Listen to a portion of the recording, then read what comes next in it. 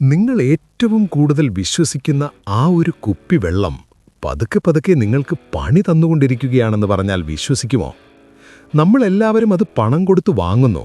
Seal ചെയ്ത കുപ്പിയല്ലേ, ഇതിലും വലിയ സുരക്ഷിതം വേറെ എന്തുണ്ടെന്നാണ് നമ്മൾ കരുതുന്നത്? നല്ല തെളിഞ്ഞ പ്ലാസ്റ്റിക് കുപ്പി, വൃത്തിയുള്ള ലേബൽ, അതിൽ വലിയ അക്ഷരത്തിൽ എഴുതിയിട്ടുണ്ടാകും പ്യോർ, മിനറൽ, ഹെൽതി.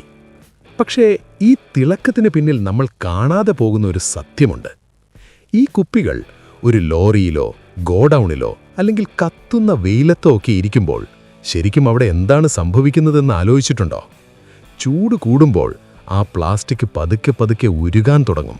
കണ്ടുകൊണ്ട് കാണാൻ പറ്റാത്ത അത്രയും ചെറിയ ലക്ഷക്കണക്കിന് മൈക്രോ പ്ലാസ്റ്റിക് തരികൾ ആ വെള്ളത്തിലേക്ക് അലിഞ്ഞു ചേരും. ആ കുപ്പിയുടെ അടപ്പ് നിങ്ങൾ ആ ക്ലിക്ക് ശബ്ദത്തോടെ തുറക്കുമ്പോൾ നിങ്ങൾ കുടിക്കുന്നത് വെറും വെള്ളമല്ല, ആഴ്ചകളോളം, ചിലപ്പോൾ മാസങ്ങളോളം പ്ലാസ്റ്റിക്കിൻ്റെ ഉള്ളിൽ കിടന്ന വെള്ളമാണ്. നമ്മൾ ജങ്ക് ഫുഡ് ഒഴിവാക്കും, മധുരം കുറയ്ക്കും, കഴിക്കുന്ന പ്രോട്ടീൻ്റെ അളവ് വരെ കൃത്യമായി അളന്നു നോക്കും. പക്ഷേ ആ ശരീരത്തിലേക്ക് തന്നെ നമ്മൾ ഓരോ ദിവസവും പ്ലാസ്റ്റിക് സിപ്പ് ചെയ്തുകൊണ്ടേയിരിക്കുന്നു. ഇതൊരു ബ്രാൻഡിൻ്റെ മാത്രം പ്രശ്നമല്ല, ലോകമെമ്പാടുമുള്ള അവസ്ഥ ഇതാണ്. ഇതിനർത്ഥം ഈ വെള്ളം കുടിച്ചാലുടൻ നിങ്ങൾ രോഗിയാകുമെന്നല്ല. പക്ഷെ ഒന്ന് ഓർക്കുക, നിങ്ങൾ കരുതുന്നത് പോലെ ഇതത്ര ശുദ്ധമല്ല. പ്ലാസ്റ്റിക്കിൻ്റെ കട്ടി കുറയും തോറും, അതിൽ ചൂട് തട്ടുംതോറും, കൂടുതൽ കാലം അതിൽ വെള്ളം സൂക്ഷിക്കും തോറും പ്ലാസ്റ്റിക് തരികൾ നിങ്ങളുടെ ഉള്ളിലെത്താനുള്ള സാധ്യതയും കൂടുന്നു. അപ്പോൾ പിന്നെ നമുക്ക് എന്ത് ചെയ്യാൻ പറ്റും? വലിയ പ്ലാനുകളൊന്നും വേണ്ട, ഈ ചെറിയ കാര്യങ്ങൾ ശ്രദ്ധിച്ചാൽ മതി. സ്റ്റെയിൻലെസ് സ്റ്റീൽ അല്ലെങ്കിൽ ഗ്ലാസ് കുപ്പികൾ സ്ഥിരമാക്കുക. വെയിലത്ത് പാർക്ക് ചെയ്ത കാറിനുള്ളിലിരുന്ന പ്ലാസ്റ്റിക് കുപ്പിയിലെ വെള്ളം കുടിക്കാതിരിക്കുക.